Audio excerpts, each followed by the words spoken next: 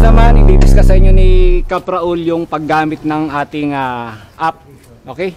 So ang gagawin natin, medyo siguro atas na lang doon tayo, dito si Cap Raul para makita nyo. Gitna na lang po tayo. So same procedure, no? I-discuss niya. After niya magsalita, saka po tayo magtatanong. Okay? Driver's application na gagamitin natin pag tayo magbiyahe na. At saka yung taximeter na nasa sasakyan na. Pag start trip po natin, ilalabas pong QR code doon. Na, i-exit na lang po yun. Kasi tayo ay online booking. So hindi natin kailangan i-scan yun. Ano po, malinaw po. And then, after na ma-exit natin, ready na tayo, navigate the map, and doon tayo sa ating destination. So, habang ginagawa natin yung ating pinag-aralan na 7 service behavior. Ano po? Then, pagdating natin sa destination, sir, pagkarating sa destination, ang gagawin naman po natin, end trip sa taximeter, sir. End trip sa taximeter. Ngayon, sir, kapag na-end trip na natin yung nilalabas ulit QR code, maliit yung una. Pindutin nyo lang yung maliit na yun, lalaki yun. And then sa application po, complete. So before complete, so naituro naman sa inyo, scroll natin pataas, meron dong button na stop accept. So bakit natin gagawin yun? I-on natin yung stop accept para po hindi tayo mapasupukan ng panibagong booking at hindi matakpan yung OTP lalabas doon kapag tayo po ay nag-done doon sa application. So na-enter na natin, nandiyan ang QR code, complete po tayo. Ano muna po, on yung stop accept and complete, lalabas yung scanner. Sir, sa pag-entry po ng taximeter natin, lalabas na yung amount ng taximeter, sir. Hindi pa po yun yung ating sasabihin sa passenger. Pagka nag-entry po tayo, makikita natin yung kabuuan ng total ng taximeter. Before po tayo magsabi ng amount, kailangan po natin complete sa application, then scan. Pag-scan po, lalabas po yung bill ni passenger. Nakalagay po doon sa taas yung total amount ng nasa taximeter, and then doon sa gitna nakalas yung promo or discount or green points na ginamit, and then sa baba po makikita nyo cash to collect. Yun po yung inyong sasabihin kay customer. Doon po tayo magbabase sa application hindi po sa taximeter. So pag nakita nyo na po yung amount doon sa application, doon sa cash to collect, saan nyo po sabihin at tanongin kung ano yung mode of payment. Okay. So normally yun, ang binabayaran doon ni passenger, minsan nagre-reflect doon, yung discounted amount. Kung 0-0 yung lumabas doon, wala po tayong sisingilin mga bossing, no? So yun, okay. Okay na sir tayo, no? And then, pagka nakapagbayad na si customer, before siya bumaba, 7 service behavior, yun ang importante sa lahat ang paalala. Anong pinaalala natin? Yung ating dynamics. Malaking nabala po yun. And then, before umalis, after pong makalis ng passenger, saka po tayo magdadaan. Dan po natin yung ating application, lalabas po yung 4-digit code, yung OTP. Then dun po sa taximeter, balikan natin yung taximeter, X natin yung QR code, and trip, and trip. Pindutin natin 2 beses and trip. Lalabas po yung doon, yung pagtataypan nyo ng 4-digit code na OTP. So tatype nyo lang po doon. So kopyahin nyo lang. And then pag na-type nyo po yun, magbaback to normal na po yung taximeter natin. So ready na ulit yan. And then sa application po, close lang natin. Close lang po natin. Pagka-close natin, rate natin para sa fulfillment. Rate natin ng 5-star. And then, okay na po yun. Sir, lipat mo na ha. Opo, ilipat ko nga po. Magde-demo kasi kami, nakaharang. Oo nga po. Okay. Pasensya na sa'yo. Hindi, okay lang po. Sige po, okay lang po. Ngayon po, punta naman po tayo sa para sa wave 3. So pag may pumara, so ang kaibahan lang naman po, hindi natin tatawagin niya kasi nandiyan na yan. Saka hindi natin alam pangalan niya kasi sa OJT maraming sasabi natin. So, pag para yung GSM, saan po kayo pupunta? Yun lang po yun. And then, pag sinabi, papasukin nyo kung atin nyo. Ngayon po, pagkasakay na, pagka seatbelt, kung wave trip po yan, wala pa siyang application, wave trip po tayo. Dito po, ito po yung wave trip. Pindutin niyo po yan, GSM taxi, start trip. Then sa meter ko, kung aalis po kayo, start trip po ulit. Diba sabi ko kanina, may unang QR code. Yun yung sa wave trip, i-scan niyo po yun. Para yung para dya ay pumasok pa rin po sa ating application. At maging online po tayo. Ano? So importante po yun. Para maging online yung ating biyahe. And then after nun, navigate the map. Okay na po yan. Tatakbo na kayo dahil sa destination. Yun na po ulit ang gagawin natin. Ganun lang po ulit ang proseso. Ang kaibahan lang po ng wave trip sa online booking is sa online booking, yung unang QR code, hindi po in-scan. Text mo lang. Sa wave trip po, in-scan po yan. And then meron pa pong sinabi ko para na gusto ni customer, pumara siya, gusto ni customer gamitin yung green points na may application siya. So, ngayon, ang gagawin ni customer po doon, gagamitin niya yung option doon sa customer application, sa passenger application, yung green now. So, kapag pinindot ni customer yun, kung gusto niyang gumamit, pindot muna siya ng use green point, then green now, meron pong 4 na code na sasabihin sa inyo si customer, si passenger. So, yun po, dito naman po sa application, dito po kayo pupunta sa GSM Now. So, dito nyo po itatype yung sasabihin ni passenger sa inyo. Pag tinype nyo po yan, papasok na yung yung booking niya, yung pagpara niya. And then, ang makikita nyo po doon, parang online booking. May na-accept kayo. Ano lang po kayo, arrive, kasi nandun na agad eh. And then pick up. Na-pick up nyo na po eh. Then, navigate the map. Yun na lang po ulit. Yung proseso. So, yun lang po yung niya. Yung use ng dalawang application.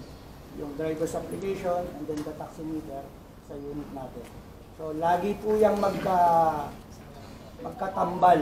Hindi po pwedeng wala itong isa, ito lang gamit nyo. Or itong isa wala, ito lang gamit. Hindi po pwede, ang fraud po yun. So, magkakaroon tayo ng sanction. So, laging gamitin ng tama at sundin yung procedure. So, yun naman po ay, before pa kayo palabas tuturuan naman po kayo ng supervisor kung paano yun. Kasi wala po kami dito sa OJT, wala kaming ginagamit ng demo. Pandemo na application. So, yun lang po. Okay. Mga sir, sana malinaw, no? So, may tanong ba kayo pagdating sa pag-accept ng booking, mga bossing? Sir, yung yung pag-about sa automatic at saka manual, kailangan hindi na siya mag-automatic. Paano yung auto-accept? Hindi na siya Actually, sir, ngayon, kahit di kayo mag-auto-accept, yung booking dito, tuloy-tuloy, no? So, para na lang rin maiwasan yung magka-problema kayo na na-encounter ngayon ng mga driver na nawawala yung OTP, kailangan nyo mag-stop accept para ma-input nyo muna yung OTP para kahit pa hindi kayo magka-problema. Sige, sir. Pag nag-stop accept, Ano, sir? Pag nag-stop accept, kailangan mo rin i-on yun. Pag after mong makomplete na yung transaction sa sa taximeter. Hindi mo mababawasan yung oras ng due. Slight siguro, seconds ganun. Mga seconds lang naman. Kaysa Enough yun, sir. mag-offline 'yon. Kaysa sir, ngayon sir kasi nagkaroon ng adjustment sa pag-update, no. So mas magiging malaking problema po kapag nalimutan niyo or di niyo napansin yung OTP niyo. It takes minsan 6, 10, 15 minutes bago ka makakuha uli ng OTP. Kailangan mo tumawag sa CS o kaya supervisor. So after drop-off, Depende pa yun sa availability kung masasagot ka agad pag nag-raise ka ng concern. Okay? So yun mga bossing, nasabi ni Kapraul yung about sa pag-accept ng booking. So ngayon, brainstorming muna tayo ng konti. Paano po ba tayo kung halimbawa may sasakay na 5 kasama yung baby, pwede po ba? So, hindi po, Kailangan 4, panlima po tayo. Kasi yun lang yung insurance na nakalaan sa bawat biyahe natin. 5 pasahero kasama yung driver. Okay? Pagdating po sa pet, pwede po bang magsakay? Pwede naman, as long as... Okay. So ito mga bossing, maliit na pet, may diaper, naka-cage. Pero kung malaki, discretion nyo na yon, baka matutulis yung kuko, baka sirahin pa yung upuan natin, Pwede yung tanggihan, ha? Ano lang naman yon, depende sa inyo, sa usapan nyo.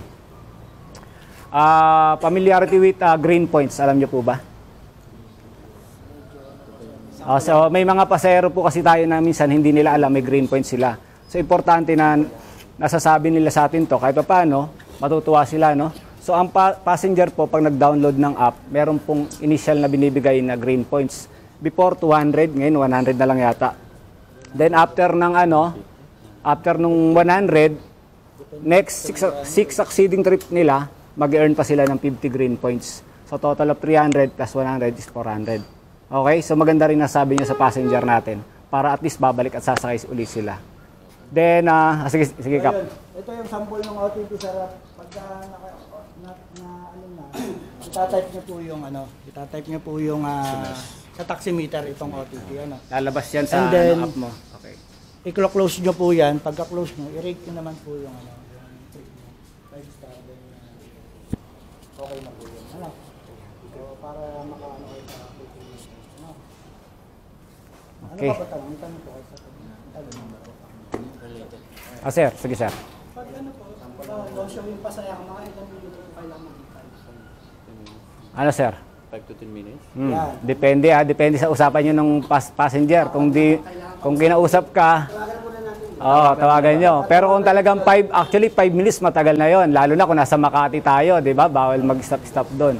So depende sa inyo kung maiikutan nyo ba. Pag talagang wala na, although makaka-apekto 'yun sa natin, pero pwede nating i-dispute 'yun, no? Just in case na maka-apekto sa ratings natin. Lalo na kung cancel nyo na, sir. Kaysa maghintay kayo sa wala, no? Kung Okay. hindi mo man natawagan, hindi natin-text. Tapos ano man na, in time ng 5 minutes. Kung hindi, talaga cancel man talaga. Okay. Ano, sir? Pero kung natawagan mo naman, sir, target lang 5 minutes naman. Pwede na. Actually, nagre-reflect po yan sa ratings natin, no? Pero kung yung reason nyo is acceptable naman sa GSM, na ano naman yan, nadidispute naman. Okay? So sir, idagdag ko lang sa application kasi sir, diba, tinatawagan natin, hindi pang kapunta. So, sa application sir, pagka may booking na kayo sir, meron dong button o yung i-click nyo kung pwede, kung i-chat mo siya o tatawagan. Amen. So, doon sa sa chat, pindutin nyo sir yun kasi ang ginagawa ng application nyo yun, sinasabi ng pangalan nyo. Nag-auto. Automatic na ngayon, mas maganda i-chat nyo sir para meron kayong, kapag nag-cancel kayo, meron kayong supporting proof pagka nag-cancel kayo. I-attach nyo po yun doon sa CS, sa link na pagpapasahan. Ito sir, may cancel na. So ayan ito, mas maganda to kasi nasabi naman ni customer na talagang gusto niyang i-cancel. So kasi ang pag-cancel, hindi basta-basta sir, kasi kapag naapektuhan yung cancellation rate natin, sir, kahit kayo yung sinipag yung buong araw kapag bumabawi, wala nang Ito tatandaan nyo mga sir, no? Pag andun kayo sa location, mag-picture kayo kung plan nyo magpa-cancel, no? Kailangan yung picturean yung location, kung may landmark lang doon, no? Before kayo umalis, before kayo magpa-cancel, kailangan mag-picture kayo doon. Tapos screenshot nyo na rin yung convo nyo kung ano yung naging usapan nyo. Kami nagka-cancel no? Hindi, nagka-cancel din yung pasahero. Pasahero, nagka-cancel. Okay sir, may ano pa ako, additional, no? So pagdating sa ating estimated fare, minsan may mga driver na inaaway ng passenger. Kasi yung estimated fare natin, dalawa yan.